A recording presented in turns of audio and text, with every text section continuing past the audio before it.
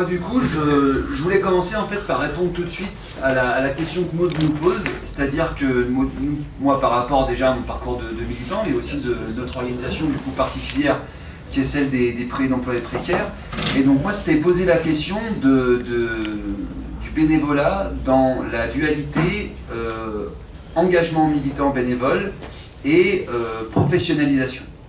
Et sans un aspect d'ailleurs péjoratif, puisque la question de la professionnalisation, qui est celle en fait des droits des moyens, c'est une question qui se pose historiquement au mouvement ouvrier, peut-être d'abord dans le champ politique, notamment sur la Troisième République, avec un débat qui était important, qui était de dire est-ce que les députés doivent être rémunérés ou non, et s'ils doivent l'être, pourquoi. Et très tôt, la gauche républicaine a dit il nous faut des salaires et des salaires importants, parce que sinon, c'est toujours la noblesse, la réaction qui aura accès à ces postes-là, et donc on sera toujours en recul. Et c'est un débat d'ailleurs qui n'est pas terminé, puisque là, très récemment, je ne sais pas si vous avez regardé ça, mais il y a une montée au créneau des élus municipaux qui disent on n'est pas assez payé, et du coup, on ne peut pas, entre guillemets, se professionnaliser. Donc voilà, c'est pas une petite question, et c'est une question qui est arrivée, mais qui est permanente dans le mouvement ouvrier, qui est arrivée, en tout cas la réponse est arrivée beaucoup plus tard, notamment avec la reconnaissance des sections syndicales d'entreprise qui a conféré des moyens aux militants syndicaux. Donc voilà, il y a quand même cette tension-là, et effectivement il ne faudrait pas nous-mêmes qu'on l'évacue, parce que au-delà de l'engagement bénévole des militants, il y a avant tout cette volonté-là de conquérir du coup des moyens pour nos activités, et du coup effectivement se fonde dans l'organisation déjà un distinguo entre des militants qui ont des moyens et d'autres qui n'en ont pas, quoi. Je veux dire, même dans le cadre de nos activités syndicales, de nos syndicats, il y a des militants qui ont des moyens, d'autres qui n'en ont pas, et du coup nous-mêmes mentalement se dire pourquoi l'un, pourquoi pas l'autre. Bon. Après il y a des élections professionnelles bien évidemment qui nous aident à résoudre ça, mais voilà, je veux dire, on vit avec ça, et c'est positif, y compris ça a été les conquêtes de moyens. Alors sur l'associatif, pour faire une délimitation peut-être plus nette, on voit en revanche que la montée du bénévolat et de contrats atypiques, ça s'est fait quand même par un recul de nos organisations, notamment dans les quartiers populaires, et surtout par un désengagement grave de l'État au fur et à mesure du temps. Je prends juste la question par exemple de l'aide alimentaire.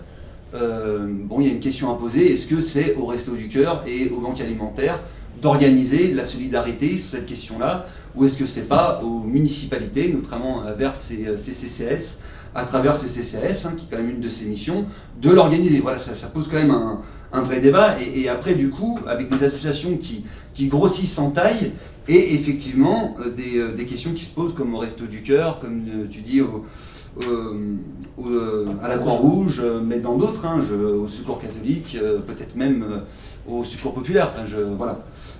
Donc ça pose ça après effectivement en filigrane, et nous du coup, en tout cas à notre organisation, c'est ça qu'on pose, et c'est ça sur lesquels on a été alertés par rapport au service civique, pour le dire tout de suite, sur deux types de questions. La première, c'était des volontaires qui étaient dans des grosses associations et qui ne comprenaient pas que le salarié qui faisait exactement les mêmes tâches que lui avait un contrat, alors que lui avait un service civique, mais c'était les mêmes tâches. Et la deuxième, c'est par exemple, j'ai ça en tête, une salariée en service civique qui est dans une association de formation pour des entreprises de la responsabilité sociétale des entreprises. Donc en gros, elle fait des formations à des employeurs pour les former à toutes les normes qui peuvent exister et avec lesquelles ils peuvent avoir des réductions d'impôts, des choses comme ça. Et elle est en service civique. Mais elle fait des formations à des employeurs ou à des directeurs de ressources humaines. Et ça, par ailleurs, c'est un domaine économique qui existe. Il y a des boîtes qui se montent là-dessus, qui font énormément de bénéfices. Bon, elle bossait dans une association, et du coup, elle avait un statut très particulier, celui du du service civique.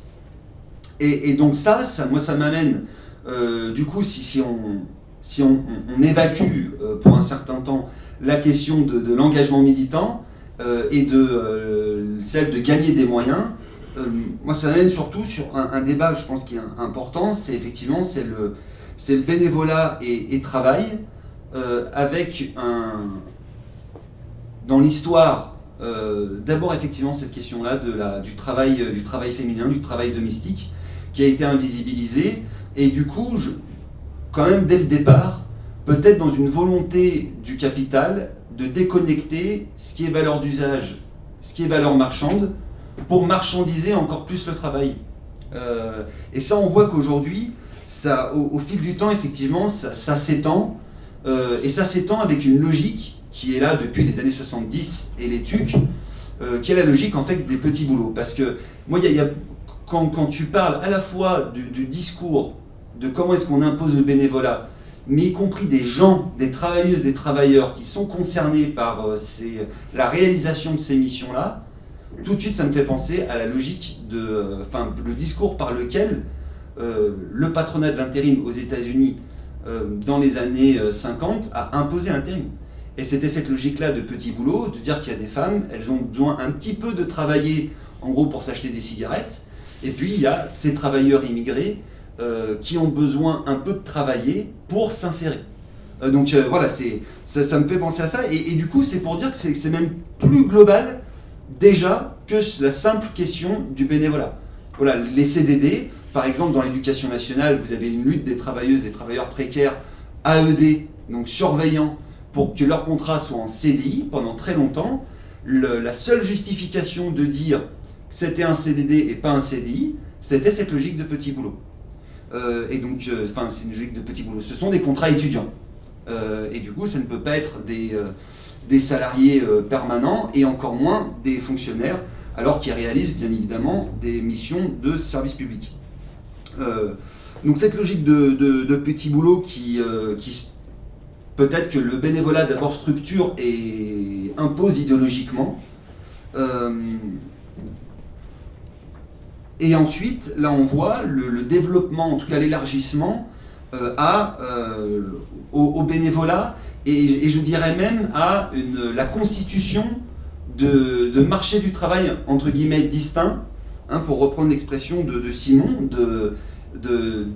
d'autres ordres publics, sociaux, qui existent déjà. Moi je vais prendre quelques exemples.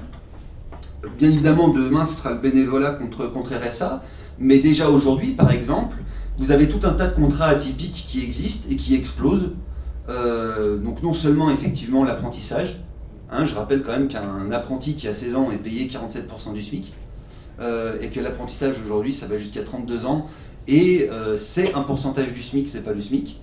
Le contrat de professionnalisation par exemple, c'est également un pourcentage du SMIC ou du salaire minimum conventionnel jusqu'à 26 ans, 80%. Cette logique-là, par exemple, qui avait déjà été essayée d'être imposée dans les années 90 avec le contrat d'insertion professionnelle et puis en 2005 avec le contrat de première embauche sous l'angle jeune, aujourd'hui existe et est même massif, puisque l'apprentissage, quand même, c'est 900 000 contrats en 2022, et que par ailleurs les CUI, les CAE pour le public et le CIE pour le privé, c'est quelque chose aussi qui explose. Alors même que Pénicaud, en 2018, nous disait on ne veut pas régler le problème du chômage avec des contrats précaires. Depuis la crise Covid, ça a été augmenté par exemple ça a été multiplié par 20 le nombre de contrats atypiques de cet ordre-là. Et donc, voilà, c'est bien évidemment des contrats qui viennent directement en concurrence avec des contrats qu'on pourrait qualifier de ordinaires, mais même avec l'instauration de marchés du travail véritablement distincts. Si on prend par exemple les ESAT, les ESAT qui sont condamnés par, en tout cas l'organisation de marché du travail distinct du marché du travail ordinaire est condamnée par exemple par l'ONU, où il y a des rapports qui démontrent bien que les travailleuses et travailleurs qui sont en ESAT ont des droits qui sont, il y a même un déni de droits et que c'est une particularité quand même de notre pays qui pareil, voilà, devrait nous interroger.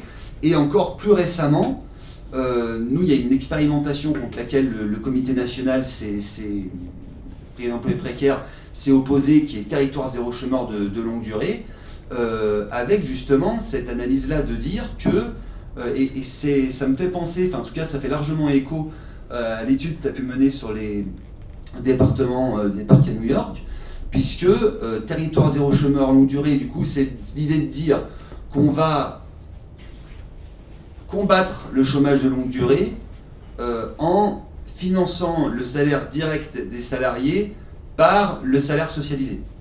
C'est-à-dire que ce qui finance les salaires des salariés qui sont dans l'expérimentation, salariés d'une entreprise à but d'emploi, c'est d'une part leur RSA APL et d'autre part un financement public par l'impôt.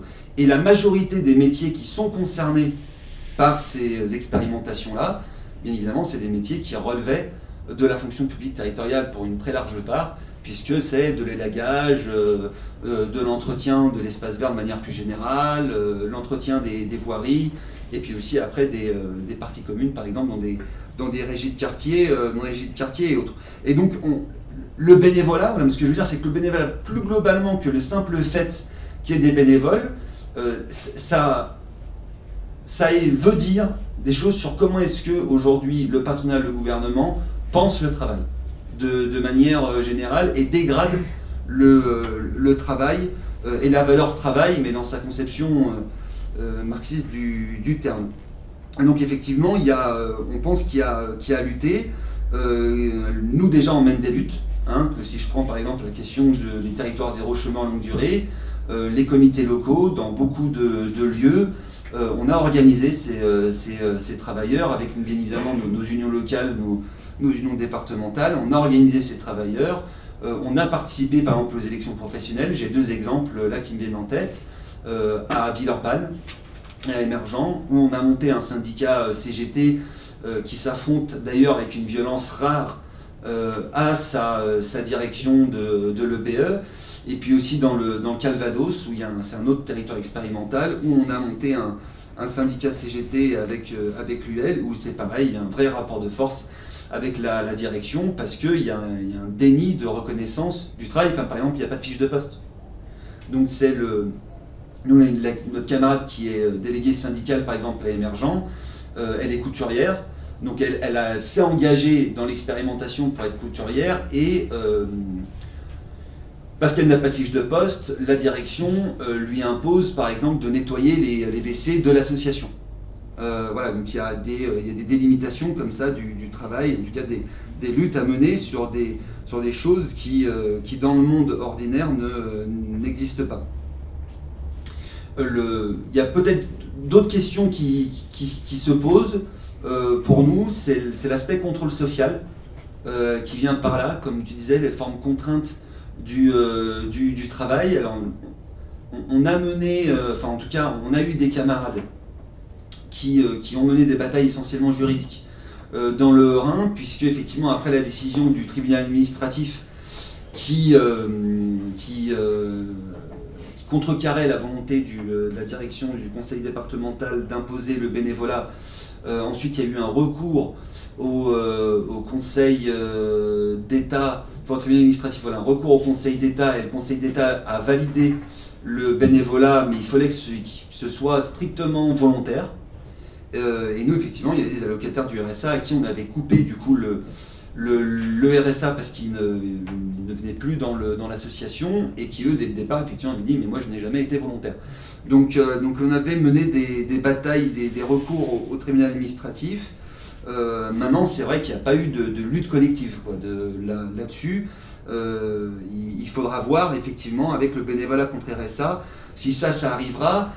Et pour finir là-dessus, effectivement, ce n'est pas des activités. Enfin, c'est du travail. Par exemple, on a été alerté par le comité de Marseille, où on sait qu'il y a un bailleur social marseillais qui n'a pas renouvelé ses travailleurs qui sont tous en contrat atypique, parce qu'il il a contracté une convention avec le département pour recourir à des allocataires du RSA. Hein, mais voilà, moi mon propos c'est de dire que c'est une lignée, c'est pas quelque chose de en plus le bénévolat, que c'est une évolution, j'ai envie de dire, logique aux attaques qui ont déjà été menées contre le CDI comme contrat de forme de reconnaissance de la force de travail fournie par le travailleur. Hein, ça commence par la précarité, donc le CDD, l'intérim, ça s'ensuit par un contrat atypique, hein, parce que les contrats atypiques, les secteurs, pardon, mais qui sont les plus pourvoyeurs de contrats atypiques CEI, ce sont les contrats qui sont les secteurs qui sont dits en tension. Hein, donc c'est d'abord les métiers du service à la personne, de la restauration, de l'hôtellerie, et dans le public des postes de nettoyage, entretien des bâtiments, des espaces verts.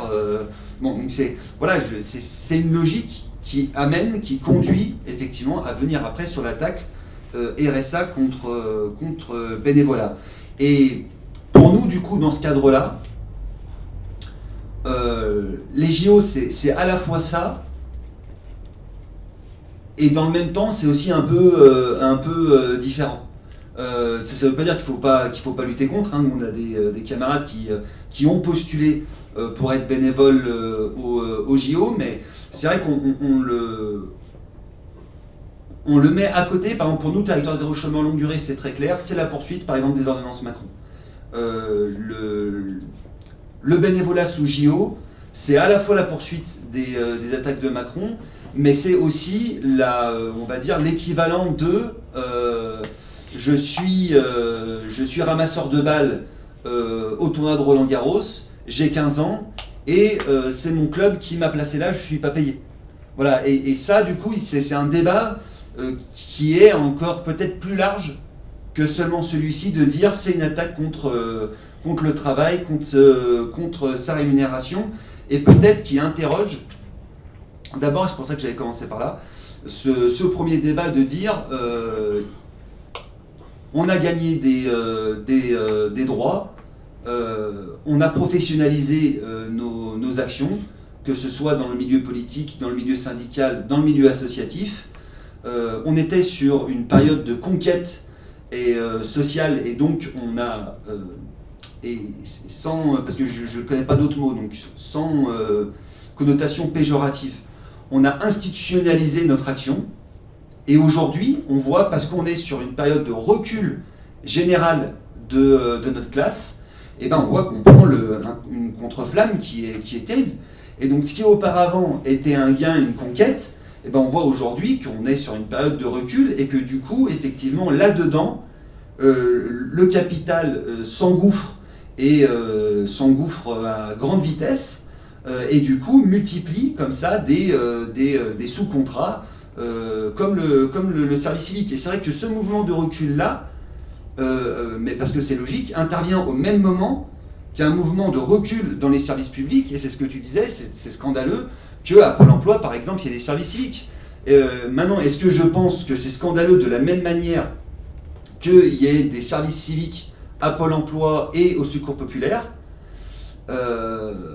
Je ne serais pas donné la réponse. Moi, ma réponse, ce serait de dire que oui, le Secours populaire devrait avoir encore plus de moyens pour faire en sorte que ces bénévoles soient salariés et qu'ils ne recourent pas à des contrats aidés. Enfin voilà, moi dans la CGT, j'ose espérer par exemple qu'il n'y a pas de service civique.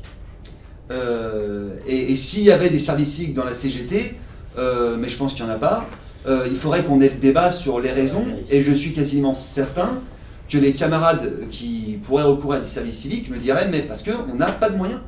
Et une fois qu'on pose cette question-là, c'est comment est-ce qu'on y répond, et je ne vois pas une autre manière d'y répondre que de dire il faut qu'on reparte à l'assaut, à la conquête de moyens syndicaux pour faire vivre nos organisations les uns les autres. Mais je suis bien conscient qu'une fois que j'ai dit ça, j'ai rien dit.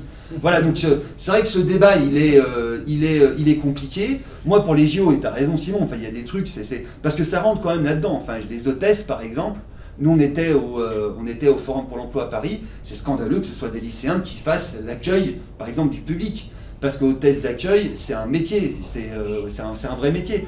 Mais voilà, mais c'est là-dedans, c'est ces logiques de petit boulot, et en même temps, j'ai l'impression que sur les JO, ça amène encore peut-être un autre débat dedans, et donc il faut bien délimiter les choses pour avoir une appréhension globale de cet événement sportif. Et dans le même temps, c'est vrai qu'il y a des lignes rouges qui très clairement sont franchies. Je ne sais pas si on peut tenir les deux discours. Je ne sais pas, est-ce qu'il faudrait faire, par exemple, concrètement, c'est prendre la liste des 24 pages et dire ça on est d'accord, ça on n'est pas d'accord. Tu vois, voilà, je ne sais pas en quoi devrait consister l'action de la CGT, mais voilà, en tout cas, je crois que ça interroge la question du bénévolat, non seulement la question de l'engagement, et c'est pas simple, je trouve, d'y répondre, et ça interroge plus généralement la question du travail, et là, par contre, c'est évident qu'en tant que syndicaliste, on a des lignes rouges, et c'est ce que tu disais, Simon, on ne peut pas accepter qu'il y ait des attaques qui soient faites sur des individus pour remettre en cause des droits de l'entièreté de notre classe. Parce que moi, je finirai là-dessus, c'est sur Territoire Zéro Chômeur Longue Durée, quand on est allé travailler avec les travailleuses et les travailleurs qui étaient engagés dans l'expérimentation, on nous a dit, mais moi, j'ai le sourire. Et demain, quand on ira voir des allocataires du RSA à qui on aura imposé du bénévolat, mais il y en a qui auront le sourire. Il y en a qui auront... Donc voilà,